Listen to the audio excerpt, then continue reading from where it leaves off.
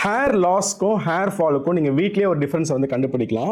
So ரொம்ப simple தான், but கொஞ்சம் டைம் எடுக்கிற ப்ராசஸ் அது. ஸோ நீங்கள் என்ன பண்ணுங்க அப்படின்னா, okay, towel white colour towel போட்டு கோம் பண்ணுங்க. ஓகேங்களா? என்ன பண்ணுங்கன்னா, ஒரு சீப்பை எடுத்துக்கோங்க. நார்மல் நீங்கள் ரெகுலராக யூஸ் பண்ணுற சீப்பை எடுத்துக்கோங்க. ஒரு 10 to 20 டைம்ஸ் வந்து கோம் பண்ணுங்க. ஃப்ரண்ட் சைடில் வந்து கோம் பண்ணுங்க. எத்தனை ஹேர் வந்து ஃபாலோ ஆயிருக்கு அப்படின்றது செக் பண்ணிக்கோங்க, கவுண்ட் பண்ணிக்கோங்க. ஸோ ஒன்ஸ் அது கோம் பண்ணதுக்கப்புறம் ஹேர்லாம் இருக்கும், உங்கள் மடியில் இருக்கும், அதை வந்து ஃபோட்டோ பிடிச்சி வச்சுக்கோங்க. ஸோ இது வந்து வீக்லி ஒன்ஸ் வந்து பண்ணுங்க. ஸோ வந்து ஒரு வீக்கில் ஒரு மந்த்தில் பார்த்தீங்கன்னா ஆல்மோஸ்ட் ஒரு 4 to 5 டைம்ஸ் நீங்கள் பண்ணியிருப்பீங்க. ஸோ இந்த ஃபர்ஸ்ட் டைம் பண்ணுங்க, ஃபர்ஸ்ட் மந்த் ஃபுல்லாக இது மாதிரி பண்ணுங்க. அதுக்கப்புறம் 3 months, அதாவது 3 மாதம் கழிச்சு மறுபடியும் அதே மாதிரி பண்ணுங்க.